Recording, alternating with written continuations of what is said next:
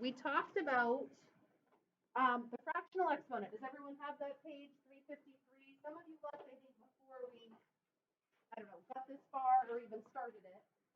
But you've got the n, which is on the outside of a radical. So the fractional exponent creates a radical. So it might be an exponent rule that you've never seen before, just like the negative exponent rule might have been new to you this year.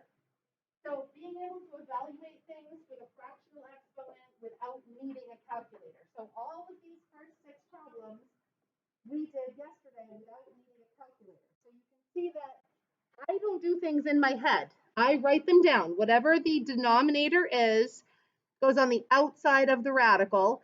Whatever the numerator is just the power. And in the past, you've always just had numerators.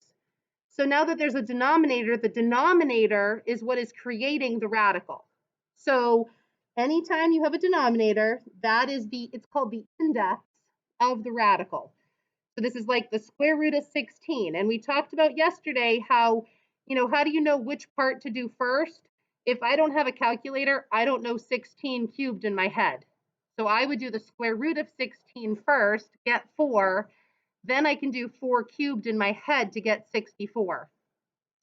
So these first 6 problems, there were no negatives involved.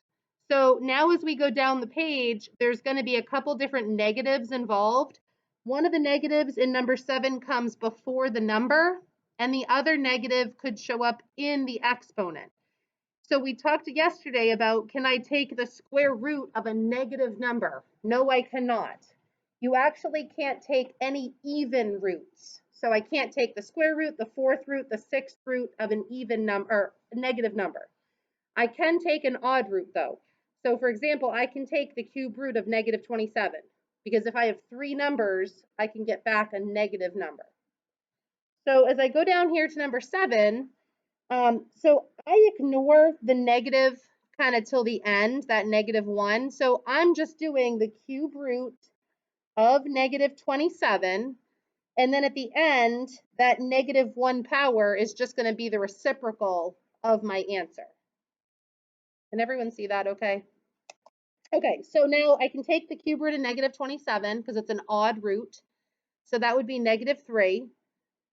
So now I've got to do -3 to the -1st power. So the -1st power is just the reciprocal of the answer. So it'd be -1/3. So it's still negative. It's just flipped it over into the reciprocal. So number 8 is the square root of 4, and then at the end, you're going to raise it to the -3rd power. So the square root of 4 is 2, and then I'm going to raise that to the -3rd power. So 2 cubed is 8, and I'm going to take the reciprocal of 8 to get 1/8.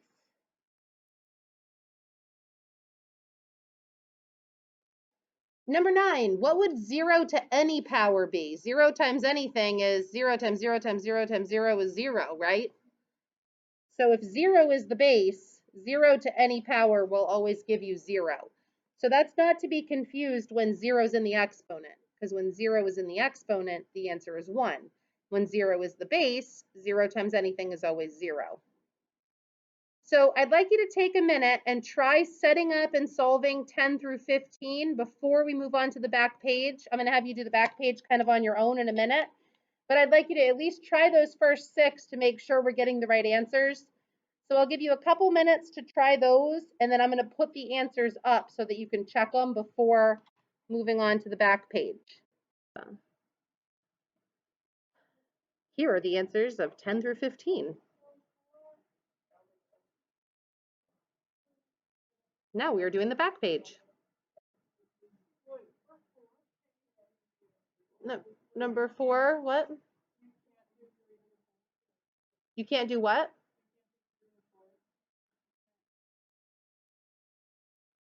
This one right here?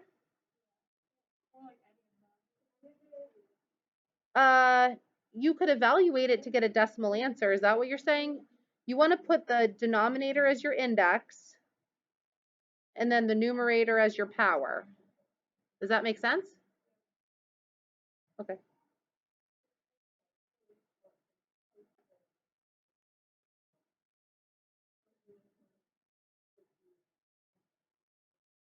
So I'm going to move up a little bit to show you that next batch where you had to do the fractional exponents yourself. Does that look like where you're at the same place to check those? Yep, I'll be right there. I could just use that distributive rule, which is that you have to multiply. So wouldn't that just be x cubed? Because x cubed times x cubed gets you back x to the 6th, right? So you can always check to make sure it makes sense. And then this one, if you do these separately, 9 to the 1/2 power, that's just the square root of 9, so that's 3.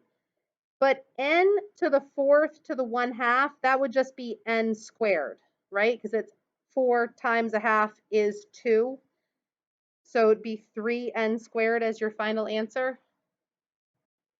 So there's not going to be a lot of the fractional exponent rule, but there'll be 1 or 2 questions just so you can have to set up that radical. I will not pick, a really big crazy number like 343, but you're going to see how the fractional exponent, knowing some of the powers of a number, help you do our next set of notes when we have to solve exponential equations.